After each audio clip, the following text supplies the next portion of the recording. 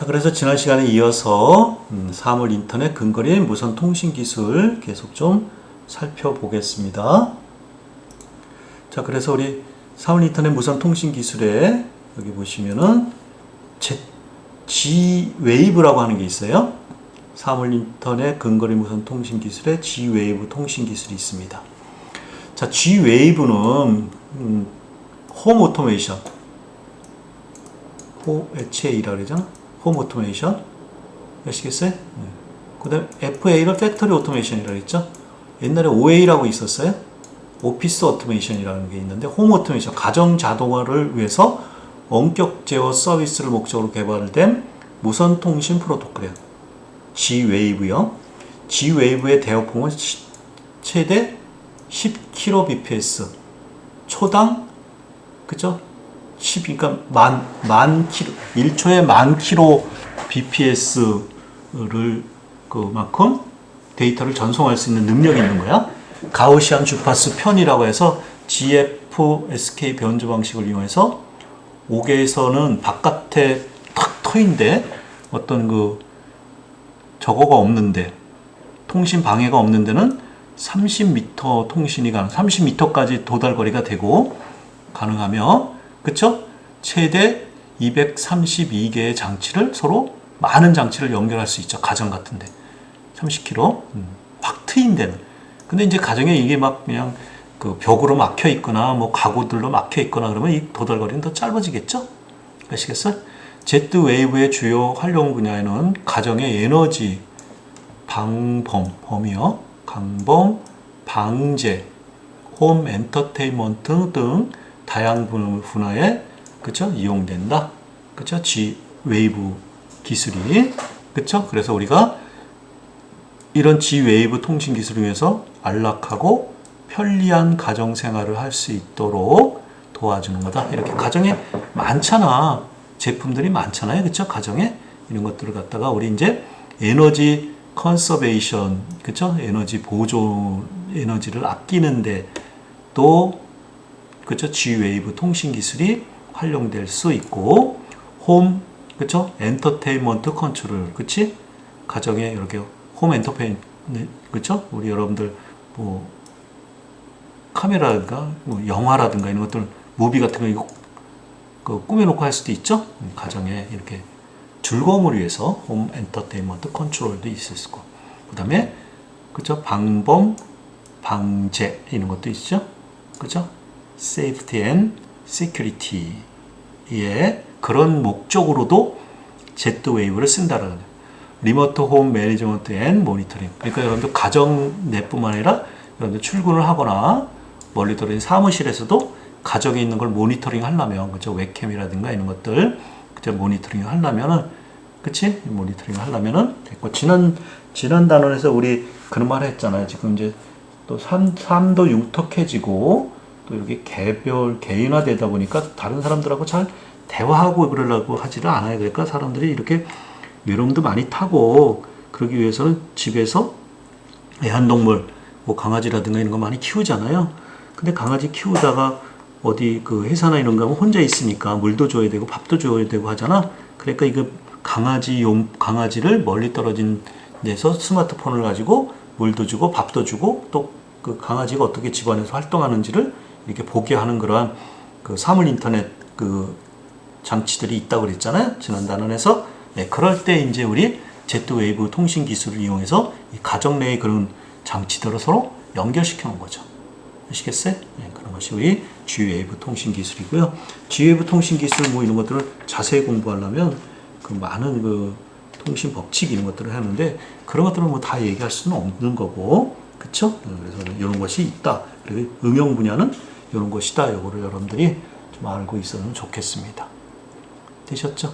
그래서 지금까지 여러분들하고 사물 인터넷 근거리 통신 기술로서, 그치? 와이파이 우리 많이 쓰는 와이파이, 그치? 와이파이라고 하는 그런 통신 기술도 여러분들하고 같이 공부를 한번 해봤죠, 그쵸? 와이파이 기술. 우리 이제 많이 쓰는 것이 이제 와이파이 기술도 많이 쓰는 거고, 그치? 그쵸? 그 다음에 이제 Y기그라고 하는 기술도 있었고, 그치? Y기그. 그 다음에 여러분들 그 보시면 블루투스도 얘기했고, 그다음 비콘이라고 하는 거 또 얘기를 했죠. 이런 것들은 이제 우리 사물 인터넷에 많이 그 사용되는 거니까 비콘 기술도 있고, 그치? 예, 지금 지그비 기술도 있고, 지그비. 예, 그러니까 말씀드렸죠. 마지막으로 이제 제트 웨이브라고 하는 그런 그 사물 인터넷 근거리 무선 통신 기술이 있다고 그랬죠. 그래서 이런 것들이 있다. 그래서 여러분들이 좀 알아두시고, 자, 이제 다음에는 이제 이런 것들은 전부 다 이제 어떤 신호 하나에다 이렇게 발생을 시키는 것들이잖아.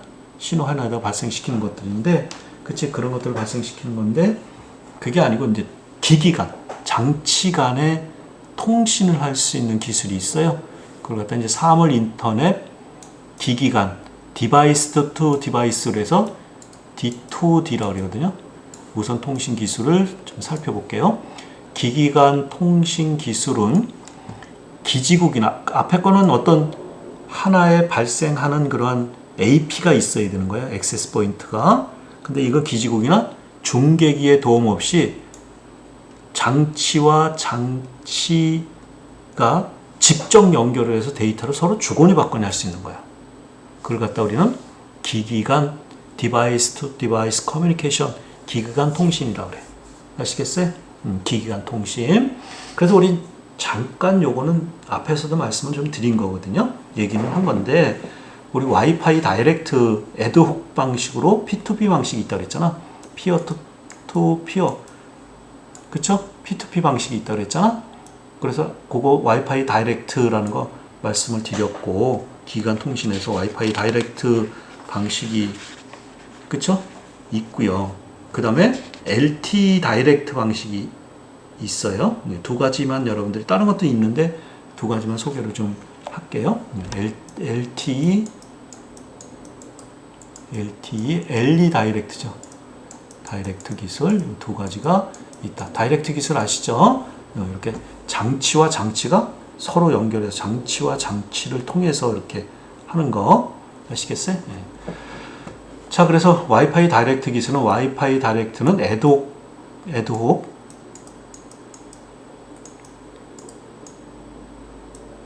기술을, 혹은 여러분들 이거 거리잖아, 거리. 훅이라고 하는 것은 뭐냐면, 이 옷 같은 옷걸이일 때도 훅이라고 그러잖아요. 애드혹 모드의 복잡한 연결 방식을 단순하기 위해서 개발된 기술이다. 애드혹 기술을 가지고 단순화시킨 것이 바로 와이파이 다이렉트다. 와이파이 다이렉트는 기존의 와이파이 기술을 바탕으로 와이파이 설정을 단순화하기 위해서 와이파이 프로텍티드 셋업이라고 하는, 그러니까 여러분들 요거 두 장치가 서로 직접 통신을 하려면 맨 처음 뭐 해야 될게, 각 장치마다 통신할 수 있도록 세팅해야 되죠. 그리고 두 번째 하나는 뭐야? 요 장치에서 내가 통신하고자 하는 장치를 찾는 일이 있겠죠? 세팅하는 일과, 맨 처음에 세팅하는 일과 내가 통신할 피어, 짝을 찾는, 탐색하는 과정이 있겠죠. 그 다음에 연결을 이제 해서 통신하면 되는 거죠. 그래서 서로 주거니 받거니 하겠죠. 그쵸? 이라는 기술과 주변의 와이파이 디바이스를 쉽게 찾을 수 있는 기술로 두 개로 기술되다. 그거 말씀드린 거예요. 그쵸? WPS는 와이파이, PS는 핀 값을 입력하거나, WPS 와이파이, 그쵸? 클릭하면 되고, 주변 디바이스를 연결하여 유니버셜 플래그 앤 플레이, 와이파이 D인데 잘못된 거예요. 그 연결을 해요. 그쵸? 그 유니버셜 PMP 또는 DPWA, Device Profile for Web Service, 제로 컴포, 제로 컴퓨테이션 네트워크 등의 다양한 프로토콜을 이용해서 설정하는 거야. 아시겠어요? 설정 방법. 디바이스를 연결하기 위해서는 이런 것이 세팅되어 있어야지. 이런 프로토콜이 깔려 있어서 요거에 의해서 하는 거지, 그치? 우리 그 스마트폰에 뭐가 있냐면 유니버셜 플래그 앤 플레이가 깔려 있고, 디바이스 프로파일 포 웹 서비스 이런 것도 깔려 있어요. 이용하고, 그쵸. 와이파이 다이렉트는 와이파이 다이렉트 모드와 그 장비와 장비를 직접 연결해서 통신하는 모드와 브릿지라는 건 다리잖아. 다리를 통해서 건너가는 거잖아. 건너갈 때. 아시겠? 브릿지 모드로 활용한다. 그러니까 이게 와이파이 다이렉트 모드예요. 그러면 두 개의 와이파이가 서로 세팅하고 탐색해서 연결해서 정보를 서로 주거니 받거니 하는 거예요. 두 개의 단말 속에 저장되어 있는 정보를 가지고 서로 교환하는 거야. 그런데 와이파이 브릿지 모드라고 하는 건 뭐냐면 요게 액세스 포인트가 여기 있겠지. AP가. 그럼 얘는 와이파이를 통해서 여기 액세스 포인트에다 접속하고 있겠죠. 그럼 인터넷은 얘는 인터넷 쓸 수 있을 거 아니야. 인터넷. 아시겠어요? 그럼 와이파이 다이렉트를 통해서 얘가 와이파이 다이렉트를 켜놓으면 와이파이 다이렉트를 통해서 얘를 연결하는 거야. 요 단말, 그죠? 터미널 안에서 터미널 2가 있다면 터미널 안에서 터미널 2를 접속하는 거예요. 그러고 나서 얘를 다리를 삼아서 얘가 인터넷 할 수 있는 거지. 얘가 인터넷이 원래 안 되는 건데, 인터넷 되는 애를 액세스 포인트가 인터넷 접속했을 때 얘는 얘를 통해서 인터넷 쓸 수 있는 거지. 브릿지 역할을 하는 거지. 이렇게 두 개가 와이파이 다이렉트를 연결시켜서, 그치? 얘가 중개 역할을 하는 거죠. 중개. 인터넷 중개 역할을 하는 거죠. 얘는 인터넷 서비스 역할을 하는 거고. 아시겠어요? 그래서 얘가 여기 있다가 여기로 이동하면 요 AP가 여기 있으면 AP를 가지고 인터넷 썼을 거 아니야. 인터넷. 얘는 인터넷 썼을 거 아니야. 근데 이렇게 다른 데로 걸어가니까 인터넷 접속 안 되는데 내 친구는 인터넷 접속할 수 있잖아. 그럼 내 친구의 와이파이 그 인터넷 접속한 거를 브릿지를 삼아서 내가 인터넷 접속할 곳이 없는 곳 가서도, 그치? 인터넷 쓸 수 있는 거죠. 이거는 그게 아니고 그냥 이렇게 이동하면 요게 와이파이 다이렉트에 근접해 있으면 두 개가 도달거리 있으면은 와이파이 다이렉트로 바로 할 수 있는 거죠. 이렇게 하면 여기 와이파이 다이렉트가 안 되는 지역이었었는데 이렇게 이동하니까 와이파이 다이렉트로 해서 서로 통신할 수 있는 거죠. 아시겠어요? 여기 뭐 AP가 있었는데 여기 인터넷 하다가, 그치? 이동을 해서 그냥 두 개가 그냥 서로 데이터만 주고받거니 받거니 하는 거야. 얘가 찍은 사진을 얘한테 보내줄 수 있고, 그치? 얘가 가지고 있는 데이터를 여기로도 보내줄 수 있는 거죠. 그래서 와이파이 다이렉트 모드는 네트워크와 무관하게 디바이스를 서로 연결해서 P2P 통신을 하는 거고, 서로 두 개가 사진을 같은 거 주고받거니 명함 같은 거 주거니 받거니 하는 거고, 와이파이 브릿지 모드는 네트워크에 연결된 디바이스를 접속해서 간접적으로 인터넷 쓸 수 있는 거지. 얘를 통해서 얘가 인터넷 쓸 수 있는 거죠.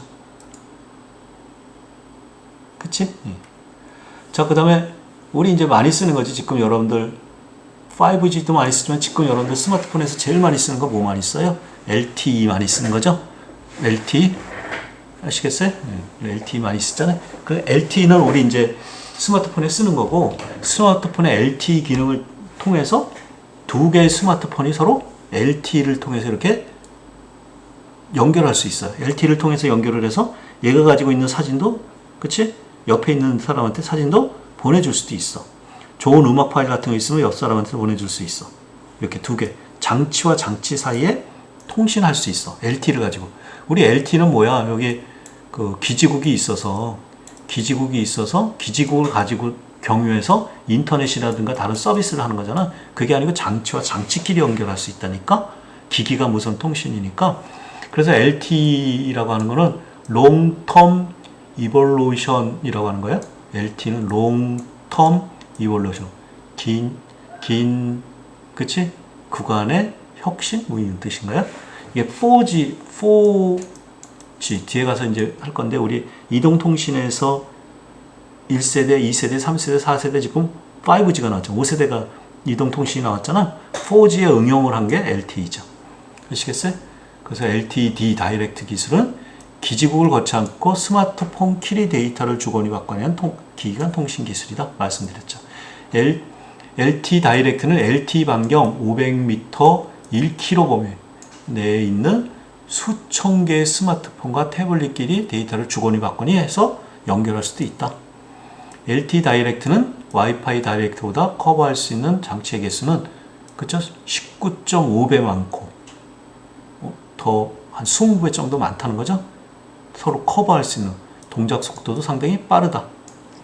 LTE 다이렉트를 특정 장치의 필요에 따라서 주변의 모든 장치에 방송하는 서비스의 기점이 될 수 있다. 이게 뭐냐면 여기 하나의 스마트폰이 있다 그래봐. LTE 다이렉트 스마트폰이 있는데 여기 주변에 이제 친구들 거리 쭉 있잖아. 이렇게 스마트폰이. 아시겠어요? 스마트폰끼리 이렇게 쭉 있잖아. 그러면 여기 요 사람을 해갖고 여기다가 각각 스마트폰에다가 내가 필요한 내용들을 이렇게 쏴줄 수 있어요. 이렇게 쏴줄 수 있어. 그럼 내가 보고 있는 영화도 이 사람들이 다 같이 볼 수 있도록 쏴줄 수 있죠. 그치. 이런 기술들을 지금 많이 되고 있는 거죠. 아시겠어요? 쏴줄 수 있어요. 이걸 갖다 우리 브로드캐스팅 한다 그러지. TV 방송은 방송국에서 있는 컨텐츠를 그냥 각가정으로 쏴주는 거죠. 그거와 똑같이 얘가 방송국의 역할을 할 수 있어. 방송국의 역할을 해서 내가 가지고 있는 어떤 그 영화를 내가 보면 내 친구한테도 이렇게 영화를 같이 볼 수도 있어. 내가 들으면 음악도 여기 같이 듣게 할 수 있어. 아시겠어요? 그죠? 서비스 기점이 될 수 있다. 아시겠죠? 이것도 마찬가지로 뭐 교통 그런 것들도 하고 분야가 많겠죠? LTE 다이렉트는 면허 특허를 통해서 개인정보를 그러니까 특별한 어떤 라이센스 스펙트럼을 가지고 있어야 돼요. 아무렇게나 하는 게 아니고. 그래서 정보 보호가 가능하고요. 자율적인, always on을 통해서 인접한 디바이스의 탐색을 통하고, 탐색하는데, 여러분, 디바이스 탐색하려면 배터리 소모가 많이 들겠죠? 배터리 효율적인 통신을 수행할 수 있다는 거죠. LTE 다이렉트의 사무일턴의 활용 분야를 볼까요? LTE 다이렉트 이렇게 사용자 위치 파악을 통해 지인이나 친구를 찾는 소셜 매칭 서비스 할 수 있죠. 내 주변에 내가 스마트폰을 들고 다닐 때 내 주변에 내 친구가 어디 있는지 친구 위치 파악할 수 있죠. 또는 미아 파악할 수 있죠. 내 딸 아들이 어디에 있는지 미아가 되지 않도록 위치 파악할 수 있죠. 근처에. 아시겠어요? 그 다음에 설정된 특정한 구역에 따라 사람이 들어오면 정보를 제공하는 지오펜싱 기능. 아시겠어요? 아까 말했던 우리 앞에서 말했던 비콘 있잖아. 비콘 기능도 돼요. 지오펜싱이라고 하는 것은 어떤 사람이 이렇게 근접해서 들어오는지 이런 것들. 그쵸? 사전에 설정된 특정 구역에 이 사람이 들어오면 지오펜싱 서비스 지오펜싱을 할 수 있다라는 거죠. 그죠? 근접해서 들어왔다 그러면 할 수 있는 거지. 이 사람의 동태 파악을 할 수 있는 거고요. 사용자 참여 네트워크 게임을 할 수 있는 거죠, 여기. 그쵸? 타겟팅 광고할 수 있는 거죠.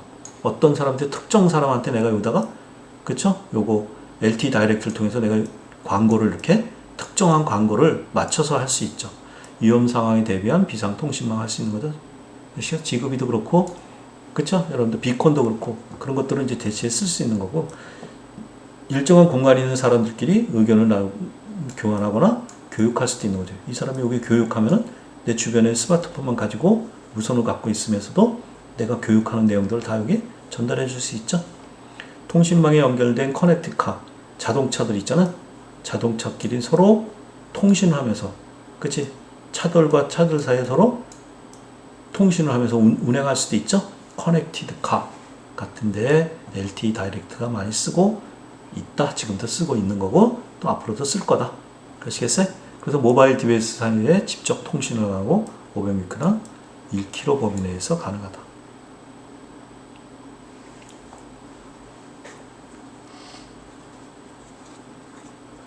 그쵸? 그래서 우리 사물 인터넷 기기간 무선 통신 기술 살펴봤죠? 그치? 자, 다음은 우리 이제 많이 쓰는 거니까 사물 인터넷 이동 통신 기술, 우리나라는 뭐 SK, KT, 뭐 LG U 플러스 하는 게 있잖아요. 이동 통신, 여러분들 스마트폰 있는 거 있잖아요. 그쵸? 그래서 이동 통신 기술을 뭐 자세히 살펴보는 것보다 이동 통신 기술이 어떻게 발전하고 있는지 보고, 현재는 이게 5G 또는 4G의 LTE가 대세죠. 지금은 뭐 3G 쓰는 사람도 아직 있고요. 난 어떤 분이 아직도 2G 쓰고 있는 이런 거 들고 다니고 있는 사람들은 봤어요. 아직도 좀 신기하더라고요.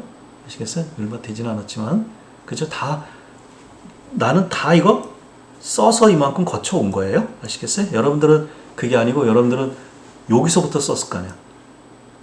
여기서부터 또는 여러분들은 4G 시대에서 썼을런지 모르죠. 근데 나는 여기 1G 시대부터 다 쓴 거야. 거쳐온 거야. 아시겠어요? 여러분들은 뭐 2002년도 뭐 애기 있을 때는 안 썼으니까 여러분들은 어느덧 컸을 때 뭐 2002년도 그러면 조금 뭐 4살 그것도 아닐 테고 그치? 그러니까 2011년도 요 사이에는 3G가 있었을 거 아니야? 그치? 3G부터 여러분들 쓴 사람도 있고 또는 4G 쓰는 사람도 있고 최근에 그냥 처음 스마트폰 쓰는 사람은 뭐 5G 쓰는 사람도 있겠죠. 그래서 우리 첫 세대는 1G라고 그러고 제너레이션 이게 제너레이션이죠. 1G 폰이요. 이거는 그냥 음성통신만 하는 거죠. 음성통신만 뭐 데이터를 주거니 받거니 하는 게 아니야. 그래서 아날로그 형식으로 전화를 걸고 받고 하는 건데 무선으로 하는 거야. 무선. 선이 없는 거. 그러니까 여러분들 옛날에 지금도 집에 있는 게 있을 거예요. 이렇게 충전을 해놨다가 무선으로 전화기가 있는데 무선 전화기가 있잖아. 무선 전화기. 무선 전화기. 전화기. 예. 이게 1세대예요. 그럼 여러분들 이거 뭐예요? 삐삐라는 거 여러분들 아세요? 지금 삐삐 여러분들 안 쓰죠? 나도 옛날에 삐삐 많이 차고 다녔어요. 이게 뭐냐면 전화를 이 삐삐에다 가면 이 전화번호가 이거 찍혀요. 누가? 삐삐에 찍혀. 그러면 이 삐삐에 전화번호가 찍히면 이 삐삐의 전화번호를 가지고 그치? 이 유선 전화에 가서 전화를 하는 거예요. 그 사람한테. 삐삐에 이렇게 전화번호 같은 게 찍히면.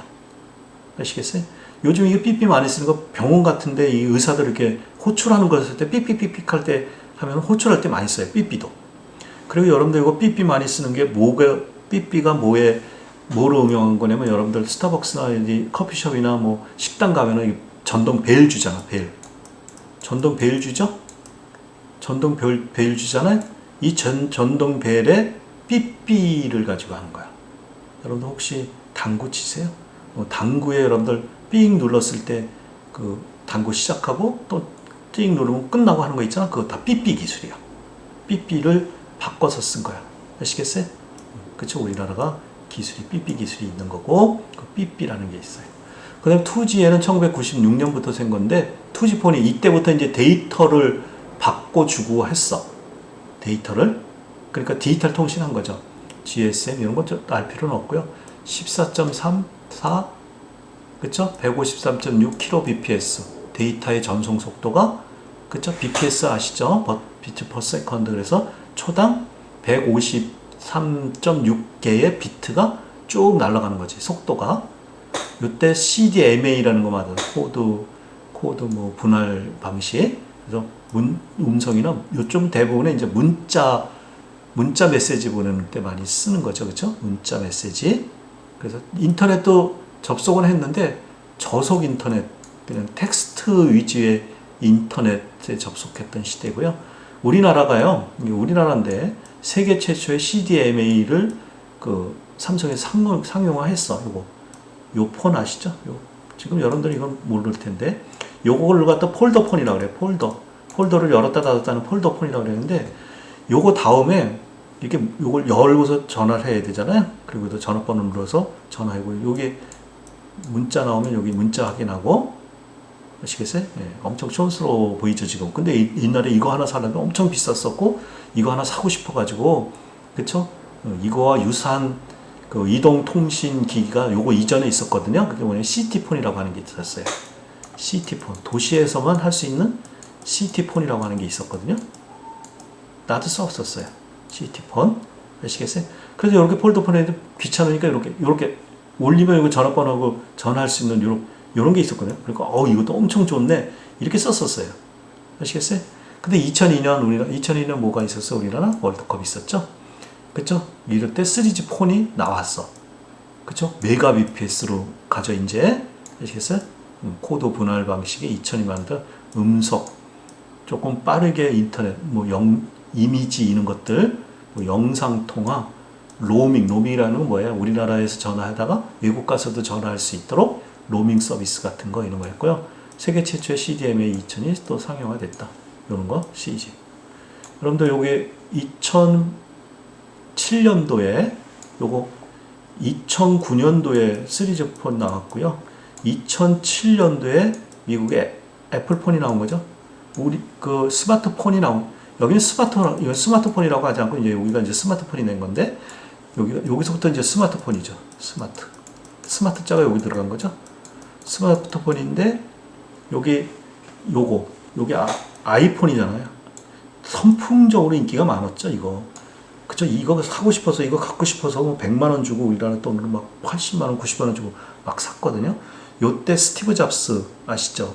미국의 스티브 돌아가셨는데 췌장암 걸려서 돌아가셨어요. 스티브 잡스가 요 아이폰을 갖다 디자인을 해가지고 손 안에 쏙 들어오는 전화기, 그런 모터를 가지고 이렇게 막 강연도 하고 선전도 하고 막 그런 것들 여러분 동영상 많이 있어요. 그 아이폰 선풍적인 인기고 하고 디자인도 이쁘고요, 견고하고 컴팩트하고 그런 게 있어요. 나도 지금 안 쓰는 단말기 요거 하나 있어요. 아이폰 요게 이제 3세대죠. 그거 지나서 이제 4세대가 있어요. 그쵸? 이때 뭐 인터넷을 하면 상당히 느렸어요. 영상 통화하려면 뭐 그 영상 사람의 움직임이 뭐 막 끊기고 막 이런 부자연스러웠었거든요. 근데 이제 4G로 넘어가면서 LTE 시대가 바로 LTE 롱텀 이볼루션이라고 하는 4G 시대가 돼서 고화질 통신이 나왔고, 이때부터 스마트폰에서 게임이라든가 뭐 그치? 영화라든가 이런 거를 스마트폰을 보고 가고, 스마트폰을 가지고 그치? 강의 듣고 뭐 이런 것들을 가능하게 만든 게 바로 4세대 LTE죠.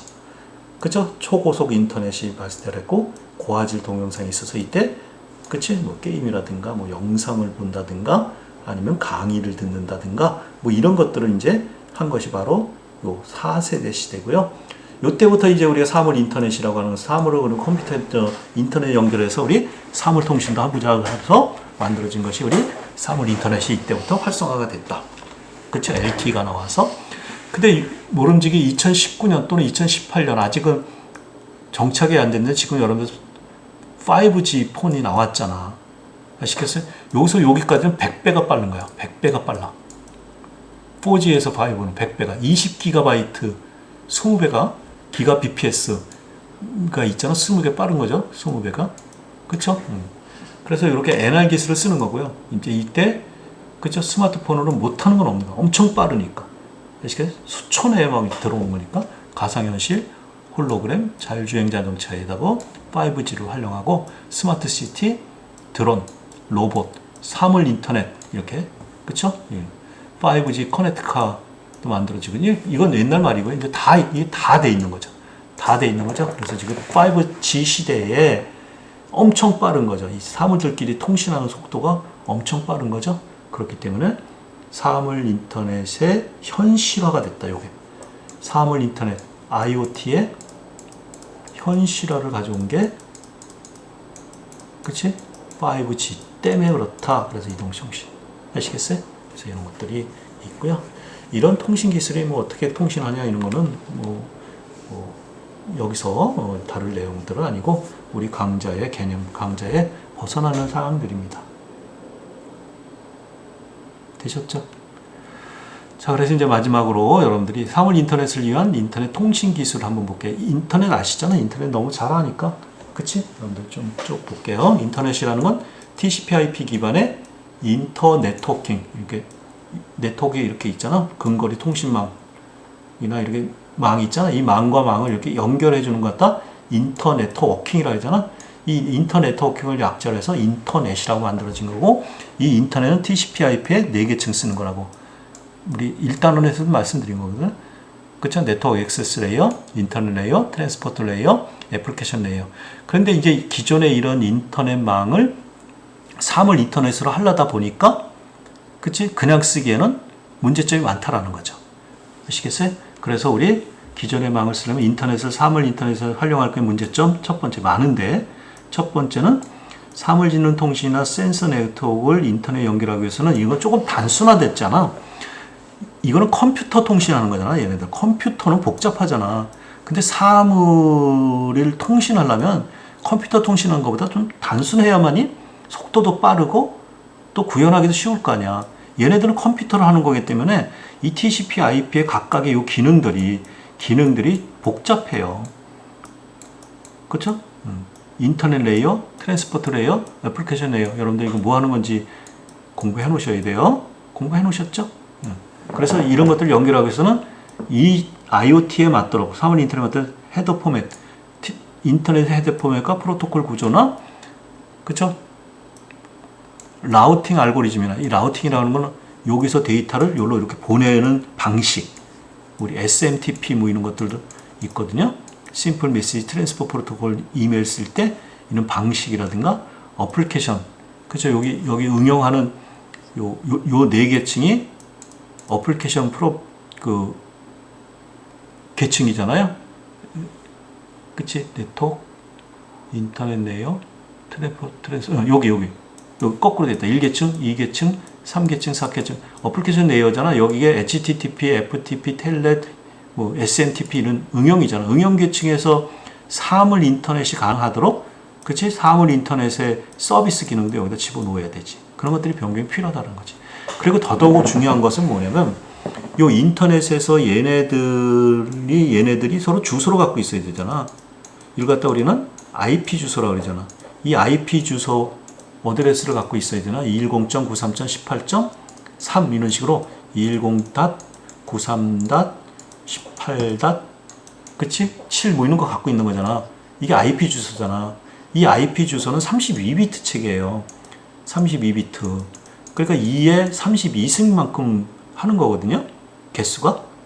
아시겠어요? 그죠? IP 주소는. 근데 우리 이제 IP 주소를 잘 아니까 DNS 그래서 도메인 네임 서브 시스템 그래서 이거를 study.du.ac.kr 이런 식으로 도메인 네임을 가지고 이렇게 IP가 다 붙어 있는 거잖아. 그치? 근데 기존에는 여러분들이 이 컴퓨터 정보통신 기기만 붙어 있기 때문에 문제는 없는데 앞으로는 얘네들이 사물이 붙잖아요. 여기 사물, 사물들이 여기다가 인터넷 붙을 거 아니야. 그쵸? 그러려면 이 사물은 지구상에 속하는 사물은 2020년, 2022년 되면 300억 개가, 지금은 현재는 이게 한 30억 개가 지금 40억 개가 붙었다고 그러는데, 쓴다고 그러는데, 앞으로는 여기 사물이 붙으면 300억 개, 뭐, 1000억 개, 뭐, 이렇게 붙을 거 아니야. 근데 이 기존에 가지고 있는 IP 어드레스는 주소 체계는 32비트를 사용하기 때문에 43억 개밖에는 못 붙여, 여기다가. 전 세계에 있는 사물들, 우리 집에 있는 냉장고를 인터넷에 연결하려면 우리 집에 있는 냉장고가 전 세계 중에서 우리 집에 있는 냉장고를 지칭할 수 있는 주소가 별도로 하나가 딱 붙어야 될 거 아니야. 그래야만 내가 우리 집에 있는 냉장고를 내가 제어할 수 있을 거 아니야. 아시겠어요? 그러면 전 세계에 있는 미국이라든가 유럽이라든가 뭐 일본, 중국 모든 사람들이 냉장고가 많을 거 아니야. 그럼 냉장고마다 다 고유한 그쵸? 인터넷 주소가 붙어야 될 거 아니야. 그럼 냉장고만 있나요? 사물들이 엄청 많잖아. 그럼 어떻게 될까? 수백억, 즉 300억 개가 된다는 거죠. 구분핸드 사용하지만 본격적으로 사물 인터넷 시대에 접어들면은 그치? 사물들은 약 300억 개가 넘을 것으로 예상된다. 2020년, 이미 2020년이잖아. 지금 300억 개가 넘을 거다. 그걸 추측하고 있는 거야. 그러면 지금 기존의 TCP/IP 기반의 인터넷에 하는 그치? IP4, IP 버전 4라고 하는 요거는 43억 개니까 만약에 300억 개를 여기다 하려면은, 그치? 사물들을 결합 못 할 거 아니야. 43억 개밖에 못 할 거 아니야. 아시겠어요? 그러면 이것을 더 많은 주소 체계라는 IPv4가 아니라 더 많은 사물들을 구별할 수 있는, 그치? 주소 체계를 갖는 것이 그것이 필요할 거 아니야. 그래야만이 이 늘어나는 이 장치들, 그치? 사물들을 구별할 수 있는 주소를 가질 수 있는 것이 만들어지는데 지금 거 가지고는 부족하다라는 거지. 이거 안 된다라는 거지. 아시겠어요? 그래서 이제 그게 나온 것이 뭐냐면 사물 인터넷을 위해서 IPv6라고 하는 것이 나왔어요. 지금 여러분들 쓰는 건 대부분 IPv6는 IPv4가 32비트 운영 주소 체계를 갖고 있어서 아까 말씀드렸다시피 여기 43억 개의 장치들만 구별할 수 있는데, 그쵸? 그치? IPv4는 이게 4개만은 128비트를 가지고 쓰는 거거든요. 그럼 2에 128비트면 이만큼 되는 거죠. 엄청 큰 양이죠. 43억 개, 43억 개, 43억 개, 43억 개. 기존의 IPv4보다 4배만큼 많은 거니까 전 세계에 있는 모든 사물들을 다 연결을 해도 문제가 없는 거죠. 아시겠어요? 그래서 우리 주소기는 128이고 32비트. 여기 6. 그치? 그래서 이만큼. 43억 개를 쓰는데 여기는 43억 개가 4개 곱하기 만큼 했으니까 엄청 많은 양을 쓸 수 있는 거죠. 패킷 헤더는 고정 사이즈고 얘는 변동 사이즈거든요. 뒤에 가서 있어요. 주소 활동 방법은 뭐 CDR 계층적 활동 방법을 쓰고요. 요거는 A 클래스, B 클래스, C 클래스, D 클래스는 멀티 캐스트 클래스가 있거든요. CIDR을 쓰는 거예요. CIDR. A 클래스 210.93.18. 7 이렇게 쓰잖아. 그러면 210으로 시작하는 거는 요거는 C 클래스야. 192서부터 C 클래스는 거고 191서부터 어디까지는 B 클래스는 쓰는 거고 요 주소 IP 주소의 앞자리에 따라서 요 앞자리에 따라서 A 클래스는 뭐 1서부터 시작하겠죠. A 클래스, B 클래스, C 클래스, D 클래스. A 클래스는 더 많은 장치를 붙일 수 있고 B 클래스는 그 다음 C 클래스는 더 작은 장치를 붙일 수 있는 그러한 클래스들이 있어요. 현재 사용 현황은 현재 실험 연구용으로 많이 쓰고 있고요. 연구용으로 쓴다? 지금 뭐 쓰고 있어요. 새로운 장비 도입 및 적용에 개발 중이다. 대부분의 지금 쓰는 것은 여러분들 인터넷 지금 쓴다 그러잖아요. 집에도 쓰고 학교도 쓰고 다 IPv4를 쓰는 거죠. 예. 헤더 필드 수는 8개고 뒤에 있어요. 얘는 12개 써서 얘는 조금 단순화시켰다. 뭐 하기 위해서? 사물 인터넷의 사물들을 쉽고 빠르게 전송하기 위해서. 플러그 앤 플레이 기능은 자동 구성으로 지원하지만 얘는 없다. 그쵸? PNP 기능. 이동이 있어요. 이동성이 얘는 가능하고요. 장치가 이동해야 되잖아. 우리 사물. 그치? 그렇지만 IPv4는 이동하면서 우리 그 주소를 쓸 수는 없는 거죠. 그쵸? 그 다음에 IPv6는 보안성이 좀 강화되어 있고 IPv4도 보안성은 있지만 그쵸? IPsek이라고 하는 게 있거든요. IPsek이라고 하는 게 있어서 IP 시큐리티라고 하는 게 있어서 그쵸?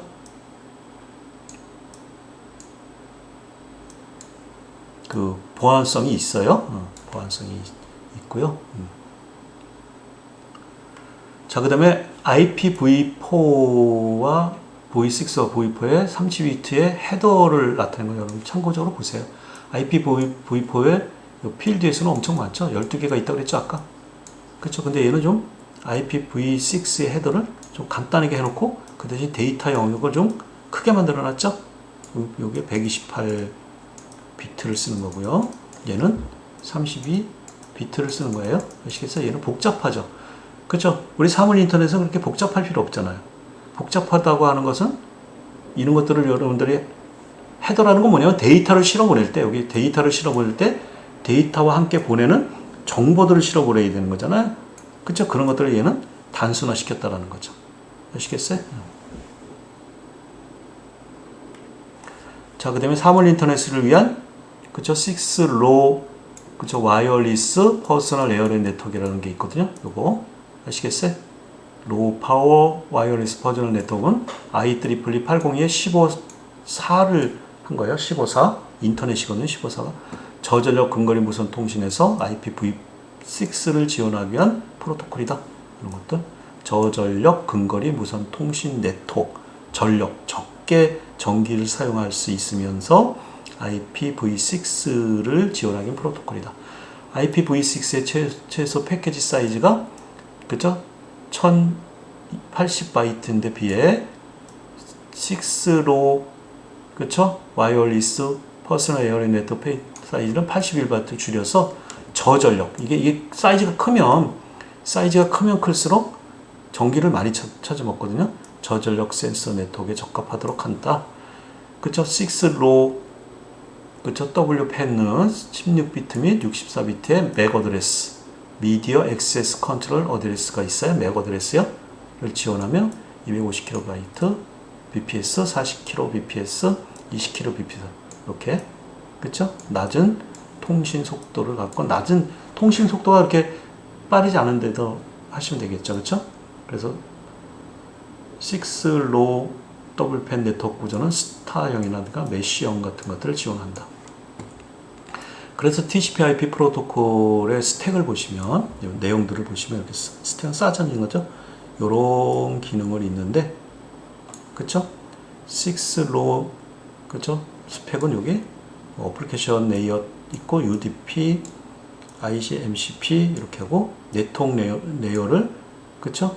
IP6 이거는 IPv4를 쓴 거고요. 6 로우 WPA를 쓰고 IEEE 85에 요 맥 어드레스를 여기다 쓰는 거고요. 여기. 그래서 이렇게 이런 것들이 있다. 참고적으로 알고 계세요. 아시겠어요? 자, 그래서 지금 여러분들이 이제 통신 기술 말씀드렸는데 지금까지 이제 여러분들 사물 인터넷 통신 기술에 대해서 이런 것을 쭉 한번 살펴봤어요. 여러분들 이거 자세히 공부하시려면 많은 시간을 가지고 공부를 하셔야 되고요. 자세히 하려면 자세히 할 수 없으니까 그냥 어떤 종류가 있고 특징이 뭐가 있고 어디에 응용되는 거다 이런 것들을 여러분들이 알고 계셔야 되죠. 자, 그래서 이번 달은 여러분들 사물 인터넷 통신 기술을 전반적으로 말씀을 드렸고 사물 인터넷 근거리 무선 통신 기술, 사물 인터넷 기기 간 무선 통신 기술, 사물 인터넷 무선 기술, 그치? 지금 5G LTE가 대세다. 사물 인터넷을 위한 인터넷 통신 기술, 뭐 IPv6 이런 거 말씀을 드렸잖아요. 그쵸? 조금 여러분들이 많이 쓰는 건데도 조금 자세히 공부한다고 하는 거는 좀 어렵죠. 아시겠어요? 네, 좀 여러분들이 공부를 하셔서 사물 인터넷을 하려면 통신 기술이 이런 것들이 필요하고 그치? 이런 특징이 갖고 있고 이런데 적용하는 거구나. 이런 것들을 여러분들이 좀 잘 알고 있으셔야 됩니다. 아시겠죠? 여러분들이 당시간 동안 공부하시느라고 수고 많이 하셨습니다.